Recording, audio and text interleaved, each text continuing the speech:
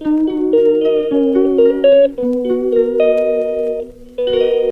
वालेकुम, आप सब कैसे हैं? मैं आपकी अक्षय शहद। तो आज सुबह सुबह मैं निकल गई। सुबह सुबह कितने 9 बजे, इतने बजे तो मैं कहीं जाती भी नहीं हूँ। आज सुबह सुबह निकली मैं सूरज जाने के लिए, जिसके लिए मैं, मम्मी और मेरे पप्पू के जो लड़के थे वो जाए थे, क्योंकि मेरे पप्पू के लड़के की है शादी। तो उसके लिए हमें दुल्हन के लिए कपड़े लेना, और जिसका आइडिया हम वलसाड़ वालों को ही ज़्यादा है, क्योंकि हमें सूरत से कपड़े हैं, उनको कोई आइडिया नहीं है। तो मम्मी जाई थी। मम्मी बोले मैं अकेले कैसे चले जाऊँ, मुझे तबीयत ख़राब हो जाएगी मेरी करके। तो मैं बोली मम्मी मैं भी आपके साथ चलती हूँ, और थोड़ी बहुत रिकॉर्डिंग भी हो जाएगी, व्लॉगिंग भी हो जाएगी इसी बहाने। तो मैं और मम्मी निकले। हम लोग जाने वाले थे इंटरसिटी में, पर हमें इंटरसिटी तो लेट हो गई, तो हमने सोचा गुजरात में बैठे थे। गुजरात में कभी कभी ही आपको बाई चांस सीट मिलेगी, और बाई चांस हमें नहीं मिली। क्या करें, धीरे धीरे एडजस्ट किया। मम्मी को एक जगह मैंने बैठा दिया, क्योंकि बहुत मुश्किल होता है कि आपको सुबह के टाइम पे, ऑफिस टाइम पे आपको सीट मिल जाए, बहुत मुश्किल है आपके लिए। फिर हम लोग सूरत उतरे। सूरत से हमें उतर के लगा कि शायद हमें बस लेंगे, पर बस की बिल्कुल भी बस में जगह नहीं थी। तो हम लोग वहाँ से उतरे। भाई ने देखा कि कोई ऑटो है कि नहीं, पर इतनी ट्रैफिक, आप सूरत स्टेशन आओ सुबह सुबह के टाइम का, आपको इतनी ट्रैफिक मिलेगी कि आपको मुश्किल ही है कि आपको कहीं पे जगह मिल जाए। फिर बाई चांस से हमें एक रिक्शा मिल गई, जिसमें हम तीनों जन बैठ के निकले।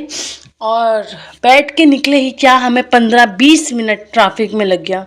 ट्रैफिक जैसे फ्री हुआ, फटाफट हमारे रिक्शा वाला भी इतना खतरनाक रिक्शा चला था कि माय गॉड, सच में सच कहते हैं कि रिक्शे वालों के साथ बैठना, ट्रैवल करना बहुत मुश्किल है। इतनी फास्ट वो रिक्शा चलाए थे हमारी। फिर हम पहुंच गए बेगमबाड़ी, जहाँ पे सुबह सुबह के टाइम पे हम पहुंच गए। थोड़ा कम था, क्योंकि यहाँ पे 11 बजे से दुकानें खुलना शुरू होती। तो हमने आसपास देखा कि शायद कोई दुकान वुकान खुली हो, तो हमें तो ज़्यादा कोई दुकान खुली नहीं थी। पशुपति मार्केट में भी ज़्यादा कोई दुकानें नहीं खुली थी। तो हमने इधर उधर थोड़ा देखते रहे, कुछ दुकानें खुली हो करके। आसपास जिन दुकानों में हमें स्पेशली सामान लेना था, उनमें तो बिल्कुल ही दुकानें नहीं खुली थी। पर हमें जो कट पीस लेने थे, हम वहाँ पे गए, हमने अपना कट पीस लिया। फिर हमें 10:30 बजे तक, 11:15 तक हमारी दुकानें खुली। फिर नीचे उतरे। नीचे की तरफ आप उतरोगे तो आपको अच्छी अच्छी कम से कम 5-6 दुकानें मिल जाएंगी, जिनमें आपको कच्चे ड्रेस मटेरियल बहुत अच्छे मिलेंगे। हमारे घर की जितनी भी शादी हुई है, वहाँ के कपड़े सब के सब सूरत से ही आते हैं। और रिकॉर्डिंग करना तो बहुत मुश्किल हो जाता है, क्योंकि उन लोग रिकॉर्डिंग करने नहीं देते हैं। तो अभी मैंने चुपके से रिकॉर्डिंग कर ली, और उन लोग बोलते हैं कि हमारे डिज़ाइन अकेले हैं, हमारे ये डिज़ाइन आपको कोई और दुकान में नहीं मिलेंगे। उन लोग ये बात आपको बोलेंगे, यकीन मत करो।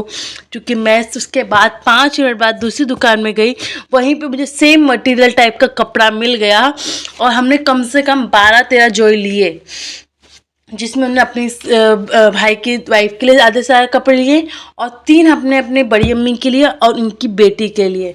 फिर हम लोग ऊपर आए। नेटवर्क बिल्कुल भी नहीं था आप लोग को नीचे, आप लोग को आपका नेट बिल्कुल भी नहीं चलेगा। मैं जितनी दुकान में गई, सब ने मुझे वाईफाई कनेक्ट करके दिया है। तब मैंने ऑनलाइन पेमेंट की है, तब जाके मैंने वीडियो कॉल। आपको लगता है वीडियो कॉल, उन लोग वीडियो कॉल करने नहीं थे, बहुत परमिशन का उन लोग वीडियो कॉल करे थे।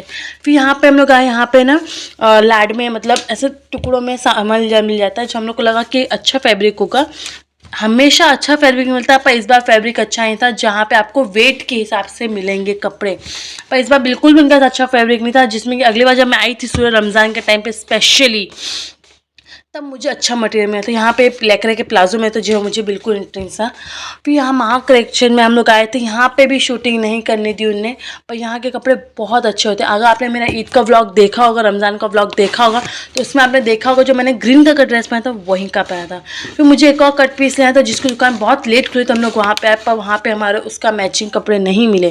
फिर यहाँ पर हम रेडीमेड ड्रेस में आए थे, उनने भी हमें रिकॉर्डिंग करने नहीं दी, क्योंकि यहाँ पे व्लॉगर लोगों, स्पेशली जो व्लॉगर सेल्फ व्लॉगर, तो उनको ही रिकॉर्ड करने देते हैं। फिर यहाँ पे मुझे बाहर दिखी एक अच्छी सी लारी, जिसमें सारा खट्टा मीठा सामान, तो जो नहीं खा सकती थी, सिर्फ मैं कैंडी में एग्री हो गई। फिर मैं गई लहंगे की दुकान में, जो हमें दुल्हन के लहंगा भी लेना था, जो वो वलीमे में पहनेगी। तो यहाँ पे हमने कम से कम 5-6 लहंगे रेड, मरून और रानी कलर में देखा। लास्ट में हमने रानी कलर का कंफर्म किया। फिर हमने अपना पूरा पैकिंग वैकिंग पेमेंट की। फिर हम लोग निकले लड़कों के कपड़े के लिए, जहाँ पे आप बेगमबाड़ी में हाईवे की तरफ से, जो पुल की तरफ से घुसोगे, वहाँ पे एक पंजाबी की दुकान मेरी सरदार की दुकान का नाम मेरे लिए मुझे याद नहीं है, पर उस की दुकान में सरदार की दुकान हमारे नाम से हम लोग उसको बोलते हैं। वहाँ पे बहुत अच्छे अच्छे कपड़े मिल जाते हैं लड़कों के लिए, पैजामा कुर्ता शर्ट के लिए। फिर वहाँ से आए हम लोग को, इतनी तेज़ भूख लगी थी, मुझे लगता है मैंने सुबह नाश्ता भी नहीं किया था, बहुत तेज़ भूख लगी थी। 4 बजे हमने खाना खाया, खाने का वेट कर रही थी कि कब खाना आएगा। मुझे इतनी भूख हो रही थी, मुझे एसिडिटी हो गई थी, भूख के बाद पेट दर्द दिया था। हमारा खाना आया, फटाफट मैंने खाया, जिसमें मैंने बनाया था चिकन की ग्रेवी और नान। मुझे लग नहीं था कि मैं 3 नान खा लूँगी, पर मैं इतनी भूखी थी कि मैंने 3 नान खा ली। खाना बहुत अच्छा था। वहाँ से खा के हम लोग फटाफट, मम्मी हम सब ने खाना खाया। वहाँ से हम लोग निकले फिर स्टेशन के लिए, क्योंकि हमारी गाड़ी को हमें लगा था लेट। हम पहुँचे ही, हमारे पहुँचने के 5 से 10 मिनट बाद आई थिंक सो हमने टिकट ली है, और उतने में ट्रेन आ गई है। और हमारे पास 3 थैली, जिसमें 2 थे तो भाई लिए थे, मैं अपना बैग टांगी हूँ। लहंगे की थैली सबसे ज़्यादा वज़न वाली थी। और हम जैसे गए वहाँ ट्रेन लगी और हमें बैठने की फाइनली जगह मिल गई। हम लोग की ट्रेन 2 घंटे में पहुँची, क्योंकि हमें लोकल ट्रेन मिली थी, क्योंकि 5 ट्रेन जा चुकी थी 5 मिनट पहले। तो आज के लिए इतना ही, मिलते हैं अगले ब्लॉग में। मेरे चैनल को लाइक शेयर सब्सक्राइब ज़रूर करें।